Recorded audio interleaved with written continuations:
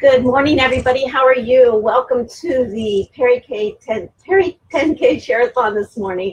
And we are a group of thought leaders and change makers going around and changing and helping people talk about and learn about their business and share different thoughts and things. And today we are talking about how I found my why and how you can too.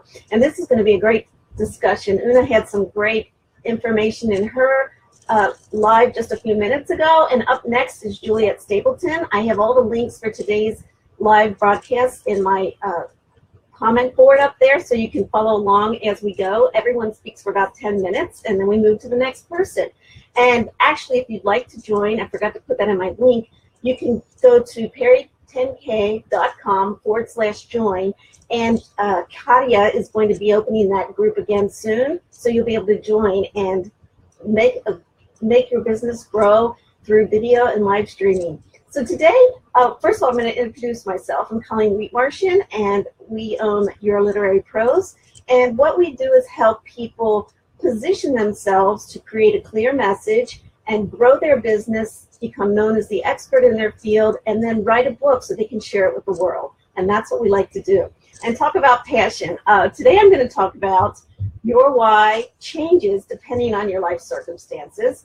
Your why is your passion, and it is interchangeable. Your why and your passion are interchangeable. You have to be passionate about what you're doing in order to find your why.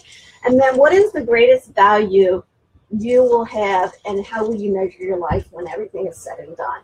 So that's what I'm going to talk about today.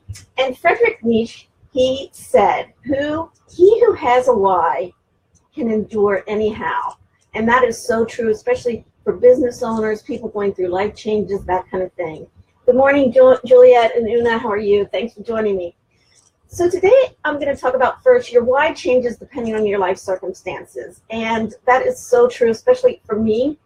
Early on in my business, I was a medical transcriptionist. I had gone to nursing school, but I could not separate sympathy and empathy. But I had all of that knowledge behind me. And my son was about 2 or 3, and I decided I'm not going to do playing the game of dropping him off at preschool, wondering who's going to pick him up, what's going to happen. And I was very fortunate that my husband had life insurance. I was able to work at home and start my business. So that's what I did. And that was my why a long time ago. And my son's had 10, 11 surgeries in his lifetime. So I didn't have to worry about taking off, or did I have enough vacation time or sick time to be with him. And I grew my business, and my passion was medical transcription. And some people say, I hate medical transcription. How can you do that? But that was my passion and my love, because I knew what I was doing. I felt so confident in it, and I was good at it. I'm going to say I was darn good at it, and we had a great business. Well, then times change, life changes, industry standards change, industry trends change, and that's why we had to rebuild our business, my business. And so after 18 years, I had to go back and think, oh my gosh, what am I going to do? Well, I was lucky enough during the time. I've always loved editing and proofing. I know, I am a geek. People are like, how can you sit there and do that? Or what do you like to do? But the story is, during that time, we had learned and got to know a couple who owned a B&B down by my son's college. So when he went to school, and if there was family weekend or whatever, we would go down there. Well, we became very good friends with these people, and they had an authors club that met at their house, and it was a 2-hour drive for me. And I would go down there once a month and join this authors group and a writers group, and these people had books written, and I was writing a book, but they didn't know what to do after that.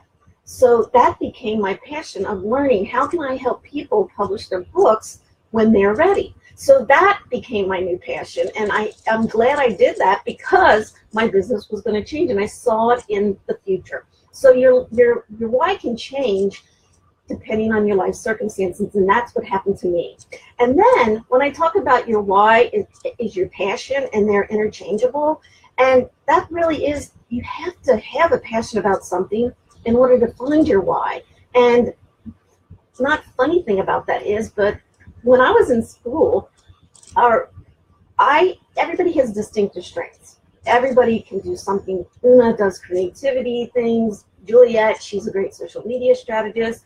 And Erica, I'm not sure what you do, I'm sorry, but what I'm going to talk about is in school, I'm 5'2", I am short, but I love volleyball and I played volleyball and that was my passion in school and I was good at it, but I was 5'2", and I remember going to a college tryout and the first thing the coach said at that college was, if you're under 5'6", I don't know what you're doing here because you're not going to make the team.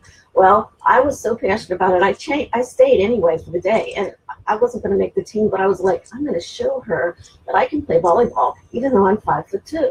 So that is about the passion. Well, I also God love the nuns, but I let the nuns talk me out of being a physical education teacher when I was in school, and that's what I really wanted to do.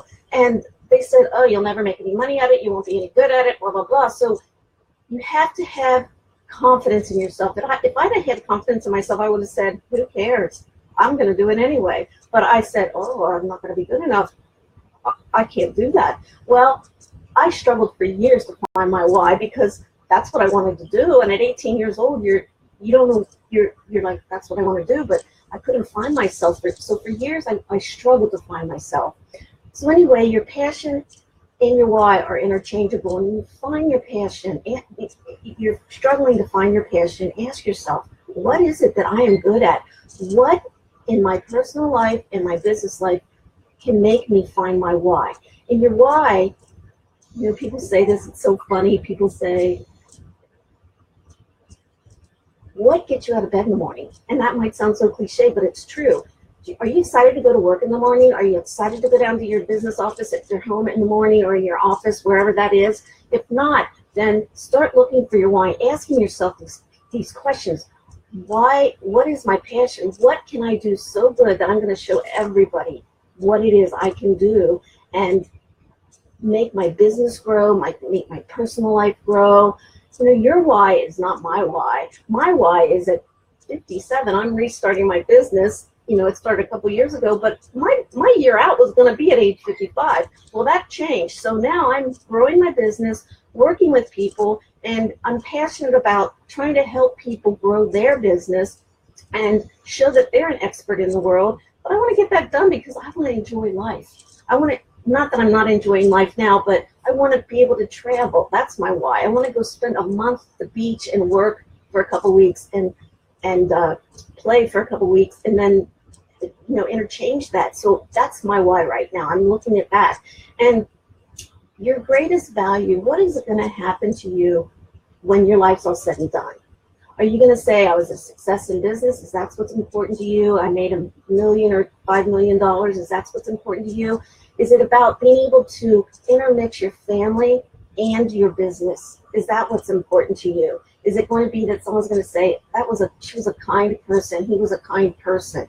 So your greatest value and how you measure your life, that's all finding out about part of your why and what it is and why you do what you do. And like I said, your why can push you when you cannot even push yourself, because as entrepreneurs, we all know that it's hard sometimes. It's hard, maybe sometimes more than it is easy, but that's because, again, change happens and we have to change, and our why will change with our growth and with our changes. And so ask yourself these questions. I know I have a couple minutes left, but ask yourself these questions. What are my life circumstances now? What is it that's going to change because of that? What am I so passionate about that I love to do? And how can I make my life better and other people's life better? That's going to help you with your why. And what is it you want to be remembered for?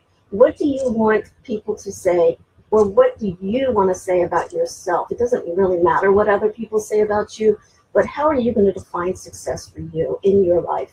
When all is said and done, were you kind? Did I make my successes by doing what I wanted to do? And what does success define for me? So I know we have about a minute left. I want to say that Juliet is going on next, and she is a great speaker. So I'm sure Juliet, Erica, and Suze will all have great information for you. So Juliet is on now. Thanks for joining me, and I will talk to you soon. Have a great day. Bye. And if you'd like to share this out with people, that would be wonderful. I forgot to say that. Bye.